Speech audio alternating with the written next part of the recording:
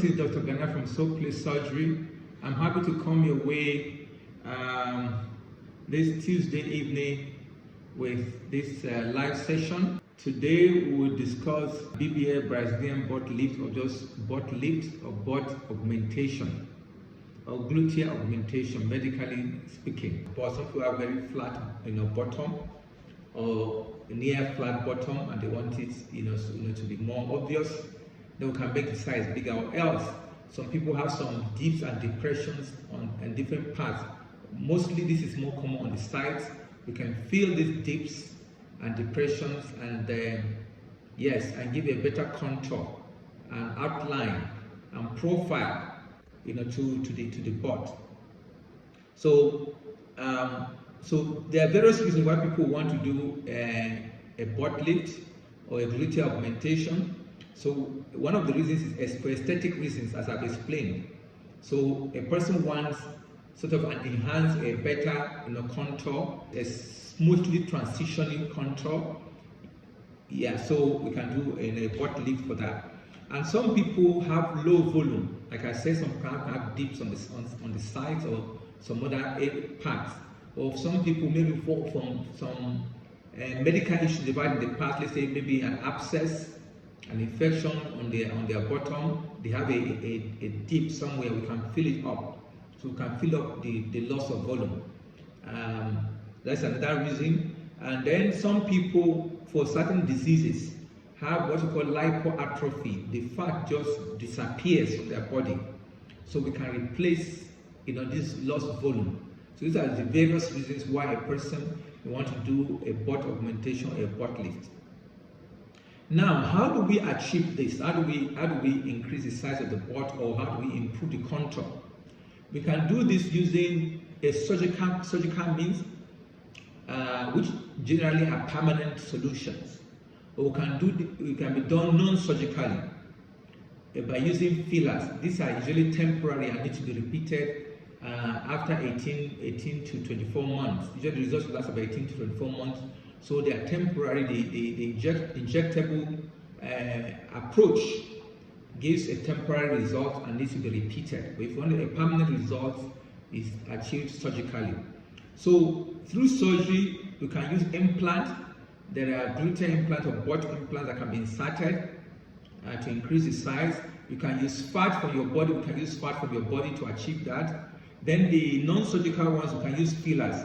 The commonest filler used is HA, hyaluronic acid. We can also use Coptra to do a butt lift.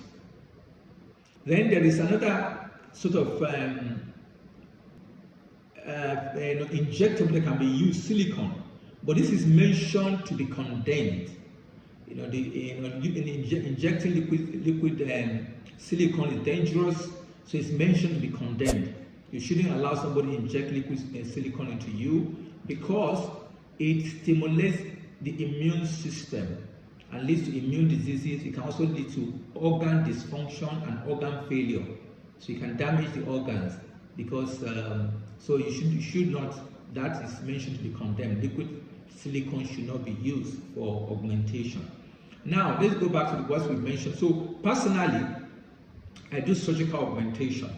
I do not do fillers and all that, because personally, as a person, I am wired to give long-term results. That is the way my personality works. That's how my brain works. My approach to life. I generally am a long-term person. I don't like short-term solutions. I like long-term solutions. So, and also I'm a surgeon. I train as a surgeon. I'm a surgeon. I practice for 24 years plus as a surgeon. So I do surgical butt lift or surgical gluteal augmentation. So one of the ways you can do surgical augmentation is through an implant. The drawback with an implant is that it can make the butt inflexible, and also sometimes can make sitting down a bit awkward. And so that is one problem with using butt implant. And so the commonest surgical way through which we do butt augmentation or BBL is by using fat from your body.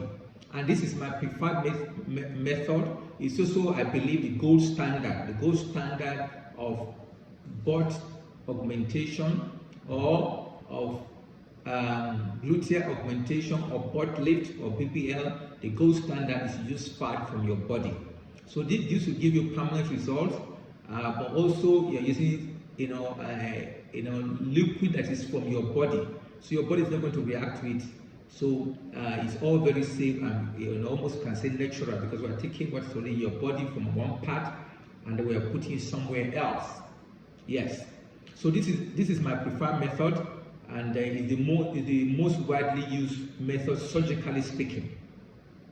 Now, therefore, if we're going to use fat to do BBL, we have to take this fat from somewhere else, and commonly we take this fat from your tummy and your sides and your back, but mostly from the tummy. This is how we take the fat from. So we can get a lot of fat from your tummy, and we can now put this fat in the pot, and they shape it in a way that gives, and basically we won't put this fat. What we're trying to achieve is to achieve a contour that transitions seamlessly.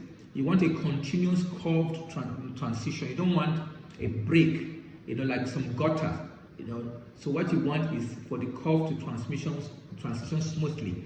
And this is what gives a natural look, so that it is not obvious that you've had surgery done, or you've had a procedure done to augment or to enhance your butt.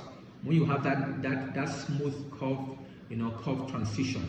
So the curve is, just goes lazily, like a lazy S, sort of.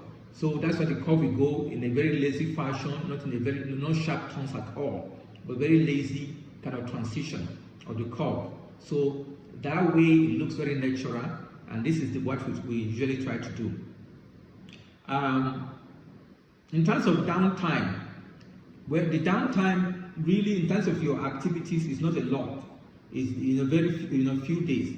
The one drawback to using fat is that usually we advise that for the first few weeks you should not sit on the fat. We can move around, you can go around your activity, just that you shouldn't sit on the fat.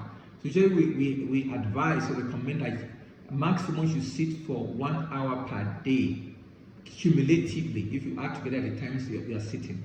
So this is a procedure we do regularly, frequently, and we do very well. And if you are considering a butt augmentation for any of the reasons we mentioned, please feel free to contact us, get in touch with us. We are very happy to discuss with you, to guide you, through the process, provide you all the information that you require, so that you can take an informed decision. Today we have talked about BBL, butt lift, or gluteal augmentation. That's the topic we consider today.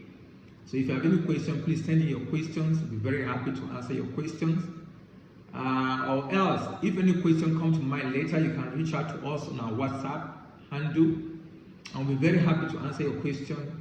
Our WhatsApp number is 0815-945-1311. 0815-945-1311. And if you are reaching out to us from outside of Nigeria, you put +234 in front as a prefix before the number, so it will be +234-815-945-1311. That is the number you can reach us on. So if you have any questions, please feel free to send in your questions. We'll be happy to answer your question. So next week we're going to consider an important topic: factors you should consider before getting plastic surgery outside of Nigeria, outside of your home country. What factors should you consider before getting plastic surgery outside of your home country? And we're going to discuss this topic next week.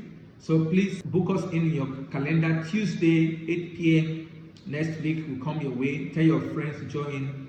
Factors to consider if you are considering plastic surgery outside of your home country. What factors should you take into cognizance? How should you evaluate your decision? What factors should guide and direct your decision in that regard? So we'll discuss that next week. So please feel free to join us next week as we discuss that. If you have any question, please send in your question. We'll be very happy to answer your questions. We end the live session here today. Thank you very much for joining us, for taking our time. from a very busy evening. We appreciate you taking our time to join us and wish you a lovely rest of the week, a very fruitful week. Thank you.